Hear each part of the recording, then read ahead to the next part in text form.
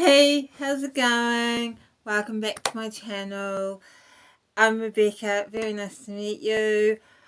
Hope everyone watching this is doing well. And in today's video, I'm going to talk all about Middlemarch.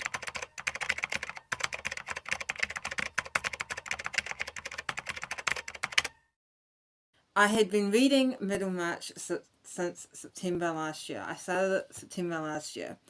And it was just one of those things that at first I was really into it, but then I got distracted by other things, and before I knew it, it was August, and I was about 3/4 finished, and I decided, okay, August is the month I'm going to finally finish this mammoth of a book, Middlemarch.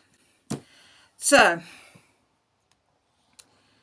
for those of you who don't know, I will give a quick summary of Middlemarch, and then I'll give you my thoughts on it. Middlemarch, as many of you will know, is by George Eliot, which was the pen name of Mary Ann Evans. It was published in 8 installments from 1870 to 1872. It is set in a fictional English kind of rural town called Middlemarch between 1829 and 1832.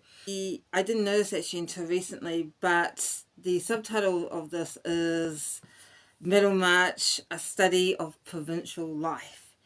And I feel that the subtitle is actually really interesting because I think it kind of does feel like a study. It almost feels kind of almost sort of journalistic in a way, like George Eliot herself went to a small town called Middlemarch and sort of wrote out her findings of the area.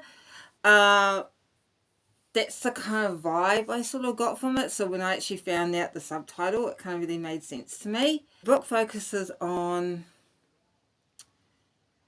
kind of, I'll say, 3 couples. The first couple is actually, there's 3 of them actually. Yeah. The book has, I'll say, 3 kind of sets of characters, if that makes sense. The first set is actually, there's 3 of them, and it is Dorothea Brooke, Edward Casaubon, and Will Ladslaw. Dorothea Brooke, I really liked the character of Dorothea. She was very idealistic. You could say she had her like head in the clouds. She wasn't really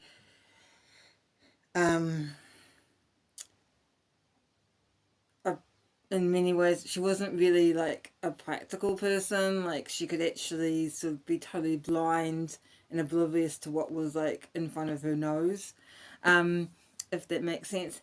But I really liked her because she was very idealistic and very sort of kind of wanting to change the world and contribute to the world. And because she was a woman, I guess she felt she maybe had to do that through her husband. So that is where her husband, Edward Casaubon, comes in. And he's older than her, and he is a very sort of scholarly gentleman who is working on this sort of grand thesis. Most people find him pompous and boring, but she doesn't. She falls in love with him, and she falls in love with his intellect, and she cannot wait to be part of his life and part of the sort of grand project that he's undertaking. And so they marry, and while they're on their honeymoon in Italy, they meet Casaubon's nephew, Will Ladslaw. And basically, coming from that, they all return to Middlemarch, where I don't want to give away too many spoilers, but I guess Dorothea kind of realizes the true nature of her husband and realizes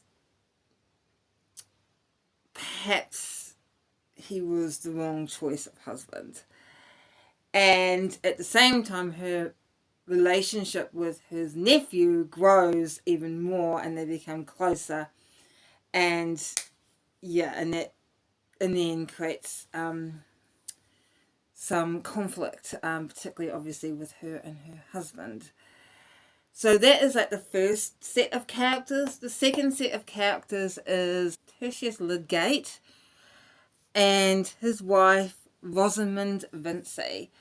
Tertius is like a young upcoming doctor who comes to Middlemarch.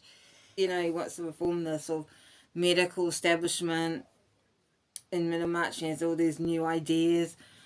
In many ways, like Dorothea, he's very idealistic.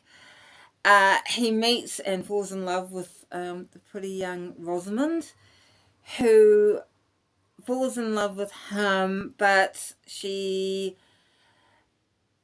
is not like him at all. She's very vain, very materialistic. There's sort of two marriages already that have a lot of conflict and a lot of issues.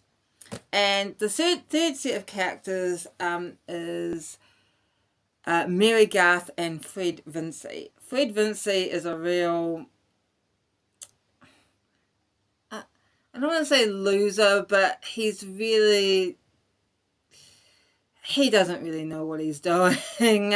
But he is totally in love with Mary Garth and has been so, like, I think since he was young. That is a sort of very, very brief summary. There's a lot of other characters, but those three sets of characters I feel like are sort of the main ones.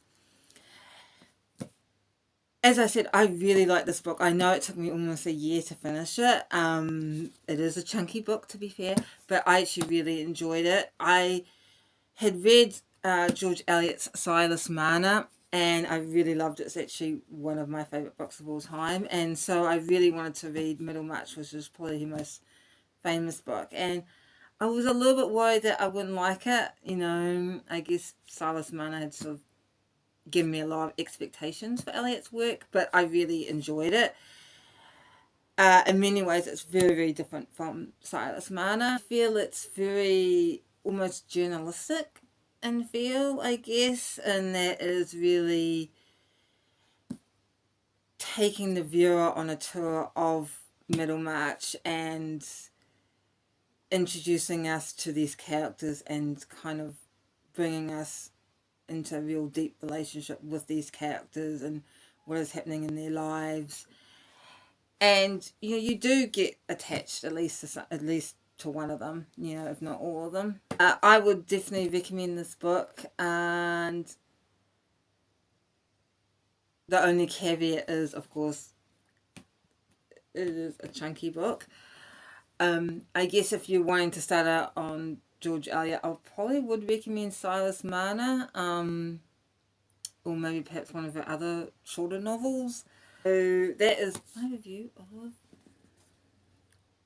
Middlemarch. It's nice, the cover of it matches my top. That was actually unintentional. Until the next video, I will see you guys later.